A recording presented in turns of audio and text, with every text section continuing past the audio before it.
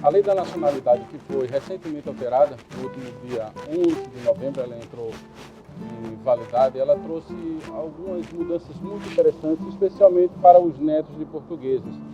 E eu gravei vídeo aqui no canal a respeito e tenho recebido algumas perguntas, porque naquele vídeo eu tratava também dos bisnetos ou até dos trinetos de portugueses que eventualmente poderiam ter direito a adquirir a nacionalidade. E a pergunta que me faziam, algumas pessoas me fizeram foi: mas a minha avó ela foi casada com um português e divorciou-se e não fez a nacionalidade dela, ou ela ficou viúva e não fez a nacionalidade dela, ou por acaso a mãe também esteve nessa mesma situação, ela foi casada com um português e ele veio a falecer antes que ela fizesse a nacionalidade, ou divorciaram-se antes que fizesse a nacionalidade.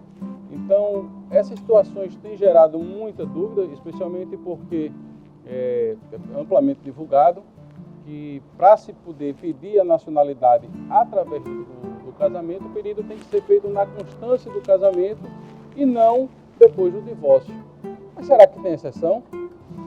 Fica aí que eu já te digo. Meu nome é Marcos Salles, você está no canal Vou Mais Vou Legal e logo depois da vinheta eu vou te explicar sobre essa dúvida.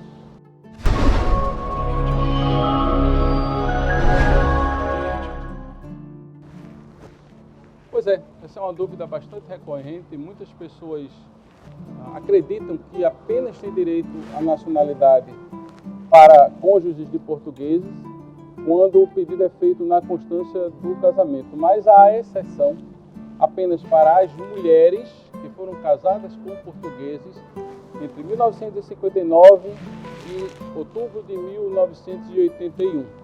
E que a lei da nacionalidade portuguesa ela passou a reger os assuntos de forma mais específica sobre nacionalidade a partir daquele ano. Só que antes disso já existiam disposições legais que hoje, inclusive, em alguns países existem coisas parecidas, que fazem com que, por obrigação, quando você casa com um português, naquela época acontecia assim, quando casava com um português, a mulher automaticamente tinha que adquiriria a nacionalidade portuguesa, salvo se ela dissesse que não queria adquirir, mas bastava casar com um português e já assumia a nacionalidade portuguesa.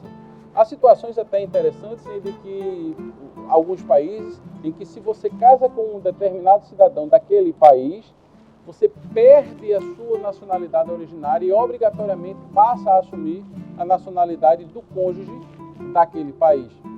Então, algo parecido era o que acontecia entre 1959 e outubro de 1981, 3 de outubro, salvo engano, de 1981, e isso traz consequências muito interessantes até o dia de hoje. Porque, por exemplo, se sua avó, ou bisavô, ou trisavó, ou sua mãe, enfim, foi casada com um português e não fez o pedido de nacionalidade, mas ele veio a falecer ou vieram a se divorciar, ela tem sim direito à nacionalidade portuguesa. E se por acaso ela já faleceu, na verdade ela faleceu portuguesa. E veja que coisa interessante. Imagina que uma mulher brasileira chamada Maria, ela casou-se com um português chamado Joaquim em 1960. Não importa se foi o casamento no Brasil ou se o casamento foi em Portugal ou em que país foi. O fato é que ela, Maria, brasileira, casou-se com um português chamado Joaquim. Mas o casamento não deu certo e poucos meses depois ela divorciou-se. Conheceu outra pessoa, nacionalidade peruana, apenas a título de exemplo. Casou-se com esse cidadão peruano de nome Juan, vamos lá, esse nome, Juan.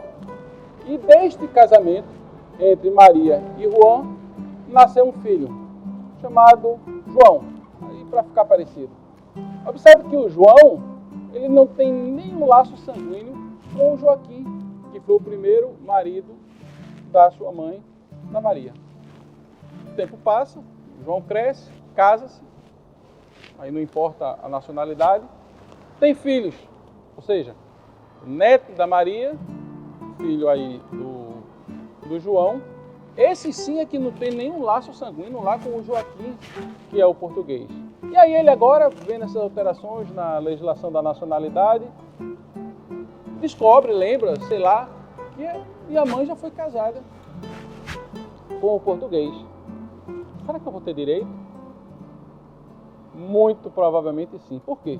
Porque como a Maria foi casada com o Joaquim lá em 1960, portanto, naquele intervalo entre 1959 e 1981, então, por força de lei, que era a legislação que vigorava neste intervalo de tempo, por força de lei, ela era portuguesa e essa condição de português, ela pode passar de geração após geração. E aí você volta para os outros vídeos que eu já falei aqui no canal, em que você vai tratar da nacionalidade para netos, para trinetos e todas aquelas condições que nós já falamos.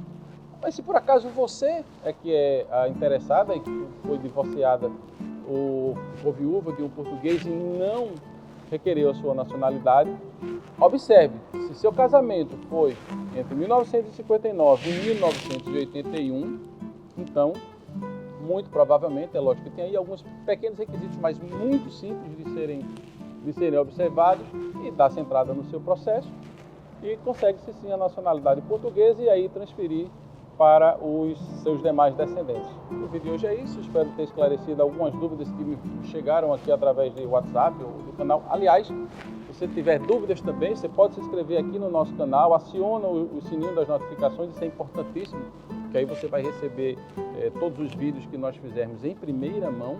E antes de tudo também inscrever-se no canal, afinal de contas, para que você possa receber também, você tem que estar inscrito no nosso canal. Compartilha esse vídeo, que você vai ajudar muitas pessoas a ter conhecimento mais aprofundado sobre a lei da nacionalidade, sobre a nacionalidade portuguesa, tá bom? Repetindo, meu nome é Marcos Salles, eu sou advogado aqui em Portugal e também no Brasil. E fiquem com Deus, até o próximo vídeo. Grande abraço.